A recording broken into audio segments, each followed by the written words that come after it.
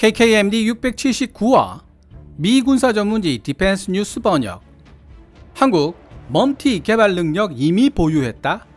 국제전략연구소 IISS 분석. 유무인 복합 체계 적용된 KF-21 FA-50 2040년 등장한다. 대한민국과 관련된 해외 군사 전문지 기사들을 번역하다 보면 심심찮게 만나게 되는 단어가 있습니다. ambitious라는 단어가 바로 그 주인공인데요. 원래 야심만만하다는 뜻으로 쓰이는 이 단어는 해외 기사에서 보통 성공하기 어렵다는 말의 완곡한 표현으로 쓰일 때가 많습니다. KF-21 보라매가 아직 KF-X였던 시절, 많은 외신들은 KF-X 개발 일정에 대해 too ambitious, 이루 말할 수 없이 성공하기 어려운 계획이라고 표현하기 일쑤였습니다. 하지만 그 야심차기 이를 데 없는 개발 일정에 따라 실제로 시제기가 만들어지고 초도 비행에 성공하고 이제는 본격적인 양산 과정으로 돌입하는 지경이 되다 보니 더 이상 KF-21 보라매에 ambitious라는 단어를 사용하는 외신은 찾아보기 어렵게 되었습니다. 현재 발표된 개발 일정에 따르면 공대지 공대함 공격 능력을 완전하게 갖추는 블락 2 버전의 KF-21은 2032년까지 양산 완료될 예정입니다.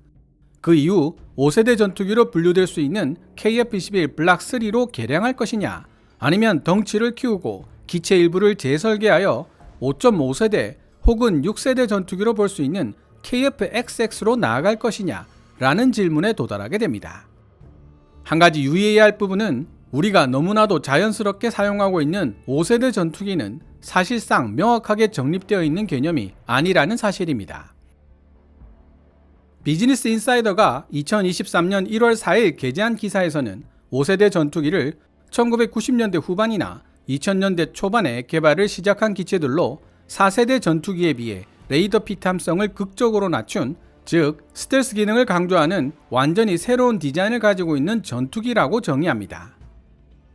보통 여기에 고속 대용량 데이터 링크와 센서 통합을 통해 극적으로 향상된 상황 인식 능력, 애프터버너를 작동시키지 않고서도 초음속 비행이 가능한 슈퍼 크루즈 기능 탑재 여부 등을 5세대 전투기의 특징으로 언급하기도 합니다. 사실 이런 기준을 엄격하게 적용한다면 중국이 만든 J-20이나 FC-31 그리고 러시아가 만든 수이-57을 과연 5세대 전투기로 분류할 수 있을지 의심스럽지만 모두가 5세대 전투기라고 부르고 있죠. 그만큼 전투기 세대 구분이란 애매모호한 점이 많다는 뜻입니다. 어쨌든 레이더 피탐성을 극적으로 낮춘 저피탐 설계가 5세대 전투기의 시그니처인 것처럼 6세대 전투기의 시그니처로 항상 언급되는 것이 바로 멈티 유무인 복합 체계입니다.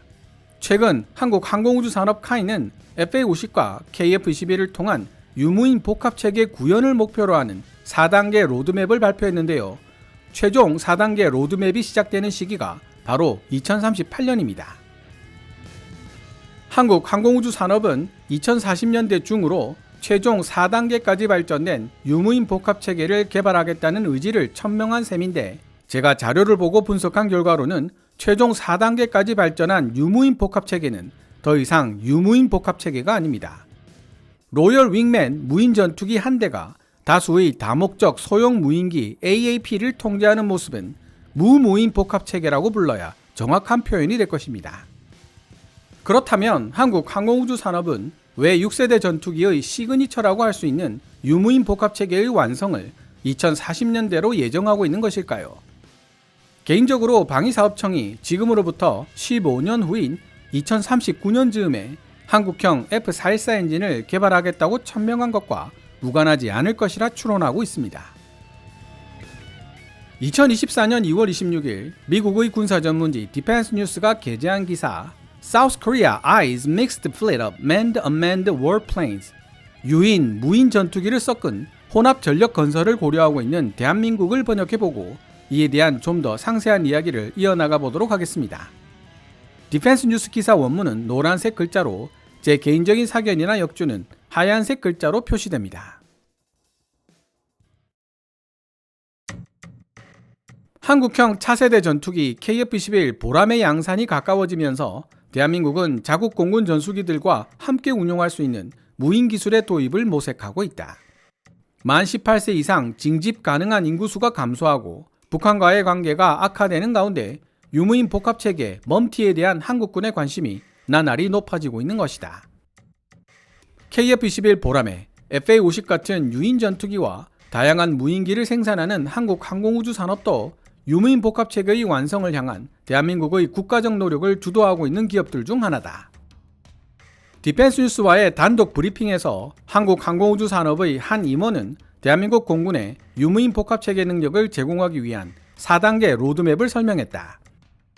공식적으로 기자회견을 할 수 있는 권한은 없다고 밝힌 해당 임원은 디펜스 뉴스에 익명을 요구하며 다음과 같이 말했다.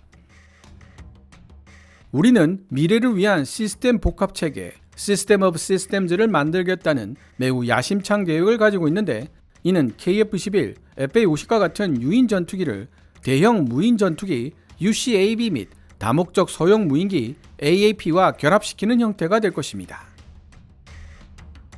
대한민국 공군은 4.5세대 전투기 KF-21의 단자형과 복자형을 모두 도입할 계획이며 2026년 6월 1호기 인수를 목표로 하고 있다.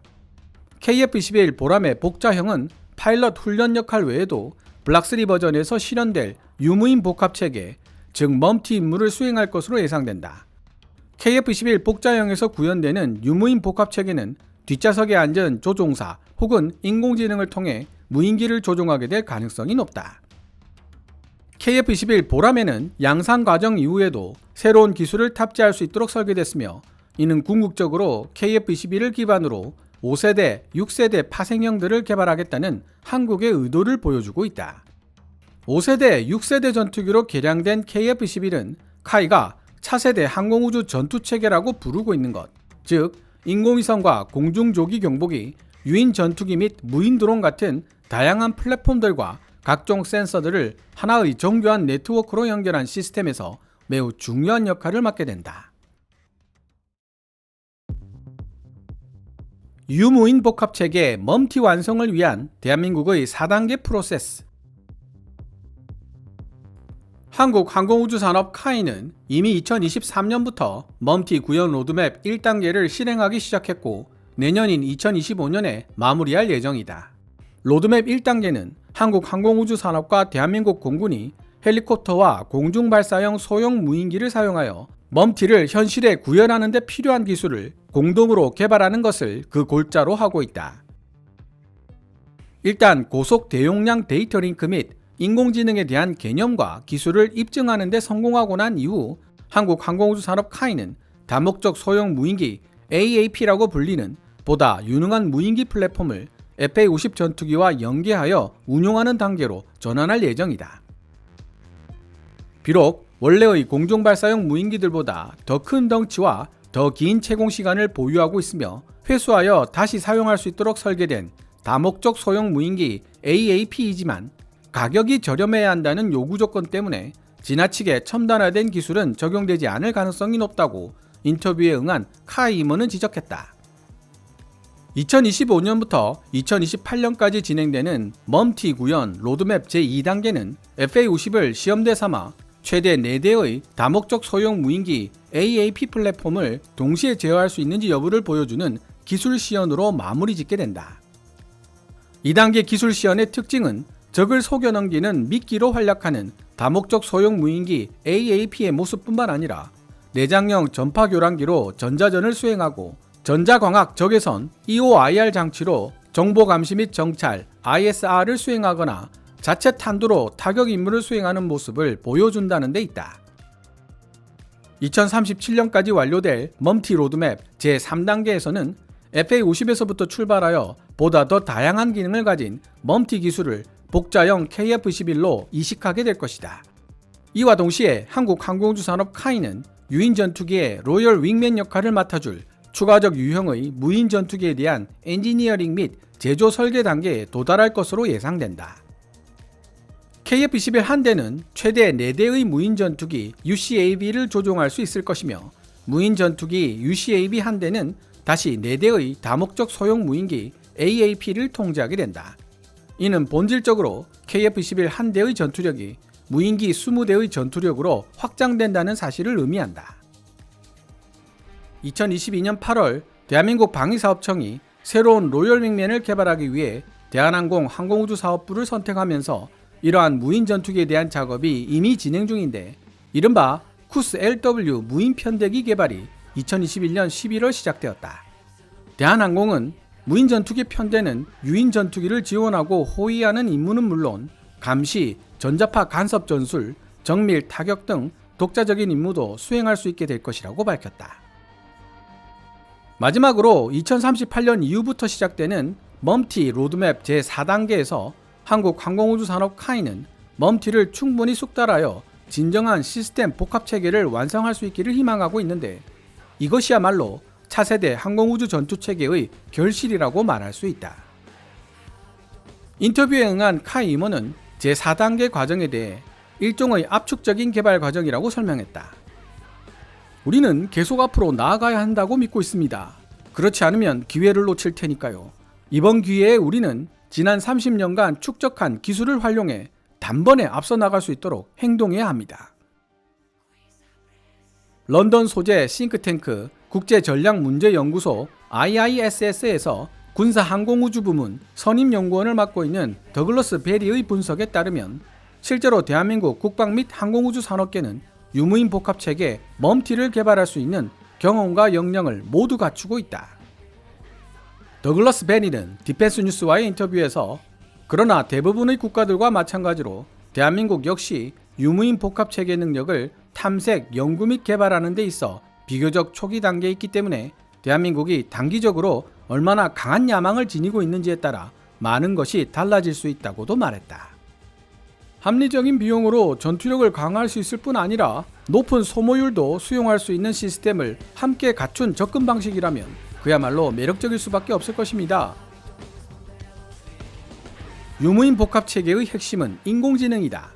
유인 전투기 조종사는 항공작전본부의 명령을 기다려야 하는 반면 컴퓨터 알고리즘은 의사결정 속도 측면에서 인간보다 뛰어날 수 있을 뿐만 아니라 인공지능을 이용할 수 있는 네트워크는 신속한 킬체인을 생성할 수 있다.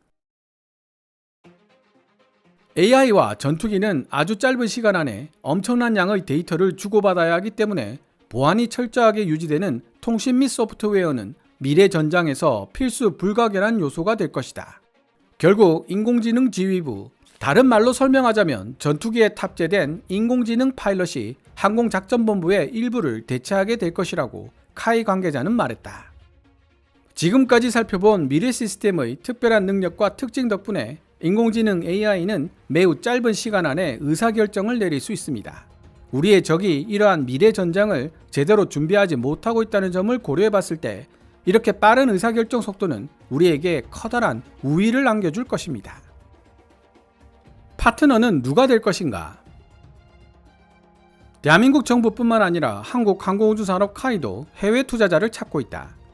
신원식 국방부 장관은 지난 2월 초 중동을 방문해 카타르, 사우디 그리고 아랍에미리트의 국방부 관계자들을 만나 방산협력과 무인기술 등을 논의했다. 한편 한국항공우주산업 카이는 MCX 다목적 수송기를 개발하면서 국제 파트너를 찾고 있다. MCX의 최대 이륙 중량은 92톤, 전장 40.3m로 C130J보다는 크고 A400M보다는 작은 크기이다. MCX에게 기대되고 있는 역할에는 화물 및 인력 수송, 공중급유, 특수부대 작전, 우주로켓 발사, 공중조기경보, 의무 후송, 해상 초계 임무 등이 있는데 유무인 복합체계 멈티도 여기에 포함된다. 만약 MCX 프로젝트가 계획대로 진행된다고 해도 양산은 빨라야 2035년에나 가능할 것이라고 카이 대변인은 지난해 서울 아덱스 방산 전시회에서 말했다. 한국 정부는 국산 하드웨어를 보유하는데 많은 관심을 가지고 있지만 언제 얼마나 투자할 의향이 있는지 알기 어렵다는 문제점이 있습니다. 현재 카이는 한국 정부와 논의 중이지만 동시에 다목적 수송기 아이디어에 관심이 있는 국제 파트너를 찾고 있는 중이며 파트너가 되기를 희망하는 몇몇 나라들이 있습니다. MCX에 참여를 희망하는 나라들의 이름을 밝히기는 거부하면서 카이 임원은 말했다. 한국 항공우주 산업은 기술 노하우의 격차를 줄이기 위해 해외 기술을 활용한 경험을 이미 가지고 있다. 예를 들어 2021년 3월 이스라엘 항공우주산업 IAI와 자폭형 무인기 로이터링 뮤니션 조달을 위한 협력 계약을 체결한 바 있다. 카이는 컴퓨터 그래픽으로 제작한 홍보 영상에서 소형 무장헬기 LAH와 수리온이 IAI 타입 자폭형 무인기를 발사하는 장면을 선보였다. 카이는 또한 해외 수출에 대한 야심을 감추지 않고 있다. 카이 임원은 향후 수십 년 동안 최대 800대의 KF-21 전투기를 도입할 수 있는 잠재력을 지닌 해외 시장이 있으며 특히 사우디아라비아와 아랍에미리트를 유력한 후보로 꼽았다. 그리고 유무인 복합체계 멈티 기능을 FA-50 전투기에도 소급하여 통합시킬 수 있다는 사실을 보여줌으로써 인도네시아, 이라크, 말레이시아, 필리핀, 폴란드 및 태국 같은 기존 FA-50 도입 국가들에게 멈티 기술 구매 의욕을 불러일으킬 수 있게 되기를 희망한다고 해당 임원은 덧붙였다. FA-50과 KF-21 보라매의 경우 우리는 두 전투기의 현재 성능만을 판매하고 있는 것이 아니다. 우리는 잠재 고객들에게 유무인 복합체계 멈티 및 5세대 전투 시스템 컨셉, 즉 시스템 복합체계에 대한 아이디어를 제공함으로써 지금 할 수 있는 일보다 더 크고 중요한 임무를 맡아 활약할 수 있는 FA-50과 KF-21의 미래 가치를 세일즈하려 노력하고 있다고 카이 임원은 말했다. 일단 구입한다면 FA-50은 향후 높은 구매 가치를 보여줄 것입니다. FA-50의 유무인 복합체계 멈티 기능을 통해 도입국들은 해마다 점진적으로 미래 전장에 완벽하게 대비할 수 있는 능력을 키울 수 있기 때문입니다. 국제전략문제연구소 IISS의 더글러스 베리 선임연구원은 한국항공우주산업 카이가 4단계로 구성된 멈티 개발 로드맵을 성공시킬 수 있는 능력을 보유한 것은 사실이나 그렇다고 반드시 성공한다고 단정 지을 수는 없는 일이라고 지적했다. 베리 연구원은 유무인 복합체계 기술 성공 여부는 부분적으로 한국이 이 기술을 어떤 수준으로 얼마나 빨리 개발하기를 원하는지에 달려있을 뿐만 아니라 복합체계 각각의 무인 요소와 관련된 임무의 종류에도 큰 영향을 받게 될 것이라고 말했다. 카이의 야망은 칭찬할 만하지만 현실적이어야 할 필요가 있습니다. 지금까지 미국의 군사 전문지 디펜스 뉴스가 2024년 2월 26일에 게재한 기사를 번역해 보았습니다. 서두에서도 말씀드렸지만 유무인 복합체계 멈티 기능은 6세대 전투기에 반드시 구현되어야 할 핵심 기능이며 6세대 전투기들이 지닌 가장 큰 특징들 중 하나로 회자되고 있습니다. 솔직히 말씀드리면 국제전략문제연구소 IISS의 선임연구원 더글러스 베리가 대한민국의 국방 및 항공우주 산업계는 유무인 복합체계 멈티를 개발할 수 있는 경험과 역량을 모두 갖추고 있다고 분석한 내용은 제게도 신선한 충격으로 다가왔습니다. 대한민국 국민의 한 사람으로서 KF-21 보라매가 전 세계로 날아오르는 모습을 보고 싶은 사람들 중 하나로서 최근 카이가 방점을 두고 있는 유무인 복합체계가 계획된 일정 안에 성공적으로 개발되기를 바라는 마음 가득하지만 인공지능 AI의 개발이라든지 보안이 유지되는 고속 대용량 데이터 링크 등의 개발이 현실적으로 쉽지 않은 일이라는 점을 잘 알기에 마음 한켠으로는 물음표가 남아 있었던 것이 사실입니다.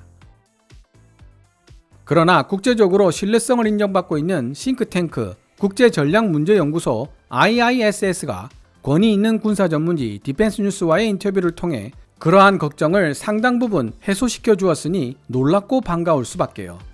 비록 국제전략문제연구소 IISS가 한국의 유무인 복합체계 개발이 반드시 성공한다고 단정 지을 수는 없는 일이라고 단서를 달아놓기는 했지만 말입니다. 그렇지만 세상에 반드시 성공한다고 단정 지을 수 있는 일이 과연 몇이나 되겠습니까? 처음부터 야심차게 이를 데 없다는 소리를 듣고 시작했던 KF-X 프로젝트에 비한다면 대한민국 유무인 복합체계 프로젝트는 장족의 발전을 한 셈입니다.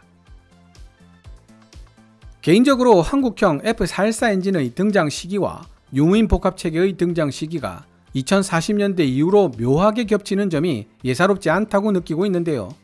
이 두 가지 사실이 동일하게 가리키고 있는 지점은 KF-21 보라매에 기반을 둔 저피탐 형상의 스텔스 설계를 지녔으며 F414급 국산 엔진과 유무인 복합체계가 적용된 한국형 전투기가 2040년 이후 등장할 가능성입니다. 섣부른 판단은 하고 싶지 않지만 유무인 복합 체계가 6세대 전투기의 가장 큰 특징 중 하나로 회자되고 있다는 점을 생각해 본다면 강력하게 시사하는 바가 있는 추론입니다. 앞으로 이와 관계된 자료들이 더 많이 공개될 개연성이 높으니 여기저기 흩어져 있는 퍼즐들을 하나씩 맞춰나가는 즐거움도 맛볼 수 있을 것 같습니다. 그런데 문득 한국형 F414 엔진으로 6세대 전투기를 만든다면 추력이나 발전량에서 부족하지는 않을까라는 의문이 생겼습니다. 그도 그럴 것이 6세대 전투기에 사용될 것으로 알려진 인공지능 및 고급 항전 장비와 유무인 복합체계, 그리고 레이저 무기 등을 운용하기 위해서는 상당한 수준의 전력이 필요하다는 것이 정설이기 때문입니다. 그래서 KF-21 보라매의 정통한 전문가에게 이 부분에 대한 질문을 던져보았다고 예전 영상을 통해 말씀드렸던 적이 있습니다. 해당 질문에 대한 전문가의 답변을 공유해 보도록 하겠습니다. 모든 전투기 엔진은 추력의 한계 때문에 발전할 수 있는 전력량에도 한계가 있습니다. 따라서 무작정 추력을 올려서 발전량을 키운다는 생각보다는 현재 전력량을 어떻게 효율적으로 사용할 수 있을 것인지가 더 중요한 문제입니다. 전투기 사이즈나 엔진의 크기를 키워서 추력을 올린다고 해도 그에 비례하여 생산 비용이 급격하게 증가하기 때문에 오히려 양산에 효율적이지 못합니다. 상대적으로 사이즈가 크지 않은 F-35급 전투기가 많이 양산되는 이유는 그 정도 사이즈가 비용 효율적이면서도 무장 운용 및 작전 목표 달성에 유리하다는 사실이 입증되었기 때문입니다. 특히 F-22 같은 대형 스텔스 전투기들은 엄청나게 비싼 생산 비용을 부담해야 하지만 내부 무장창을 사용해야 한다는 문제점 때문에 크기에 비해 상대적으로 부족한 무장 탑재량을 지니고 있습니다. 우크라이나 전쟁이 발발한 이후 많은 사례들을 통해 현대 공중전에서 소수의 대형 스텔스 전투기 몇 대로 전장을 제압하거나 전황을 바꾸기 어렵다는 인식이 널리 퍼지기 시작했고, 지금은 공중전에서 우위를 점하기 위해서는 일정 수준 이상의 양적 우위도 함께 확보해야 한다는 것이 일종의 보편적 상식이 되었습니다. 그렇다면 전투기의 양적 부족 문제를 해결하는 방안에는 어떤 것들이 있을까요? 사실 전투기의 양적 부족 문제에 있어서만큼은 전투기를 작게 만들고 엔진 사이즈를 제한하여 최대한 비용을 억제하는 것 외에 특별한 해결 방법이 없습니다. 그렇게 비용을 억제시킬 수 있어야 한 대라도 더 많은 전투기를 생산하고 유지할 수 있게 되는 것입니다. 미 공군이 엄청난 운용 유지비를 필요로 하는 B2 스피릿을 퇴역시키고 대신 더 작은 크기의 B-22 레이더를 개발한 사례도 양적 부족 문제 해결을 위해 노력한 좋은 예라고 할 수 있습니다. 4세대 전투기들 중에서 FA-52이 남다른 인기를 누리는 이유도 이런 경제적 측면이 큰 역할을 한다고 볼 수 있고요. 이러한 여러 사례들로부터 6세대 전투기라고 무조건 비싸고 높은 출력의 엔진을 장착하는 것보다 탑재되는 엔진의 에너지 효율성을 극대화시키는 방향으로 전투기를 설계하는 것이 훨씬 더 중요하다는 사실을 알 수 있습니다. 그런 효율성을 중시한 설계의 실제 사례로서 에너지 소모량이 많은 무기의 대표격이라고 할 수 있는 레이저는 3km 사거리 내외에서 추격해오는 공대공 미사일의 탐색기를 태우는 용도나 소형 드론을 타격하는 용도로 기능을 제한하는 설계를 생각할 수 있습니다. 전투기 임무 컴퓨터도 에너지 소모량이 적으면서 빠른 처리 속도를 지닌 모델을 개발하여 탑재하고 A사 레이더의 출력도 상황과 필요에 따라 탄력적으로 운용할 수 있도록 설계한다면 에너지 효율성을 극대화시킬 수 있습니다. 게다가 요즘은 엔진 안에 AMAD 발전기를 넣어 추력 손실을 최소화하면서 더 많은 전력을 발생시킬 수 있는 방향으로 기술이 발전하고 있는데요. 롤스로이스가 만드는 전투기 엔진과 F-35에 탑재되는 엔진이 해당 기술을 적용하고 있습니다. 미국이 개발 중인 6세대 전투기 NGAD 엔진 후보인 적응형 엔진도 알고 보면 엔진 자체의 추력을 올리기보다는 엔진 연료와 산소를 고도별로 각각 다른 비율로 섞어 보다 효율적으로 태울 수 있는 방법을 연구한 엔진입니다.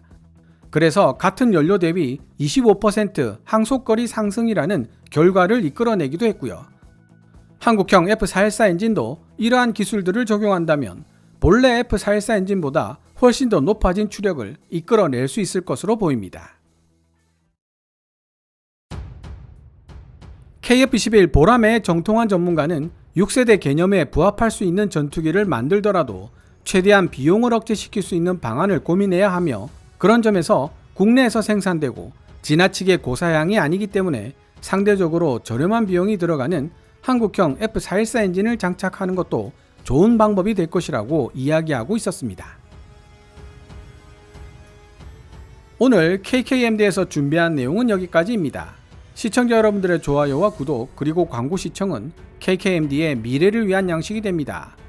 후원 멤버 및 슈퍼땡스로 후원해주시는 고마운 분들의 댓글은 항상 감사한 마음으로 챙겨 읽고 있습니다. 방송되었던 내용들은 KKMD 공식 블로그에서도 만나보실 수 있으니 구글이나 네이버 검색창에서 KKMD를 검색해 보시기 바랍니다. 지금까지 시청해 주셔서 감사합니다. Kevin's Military Channel KKMD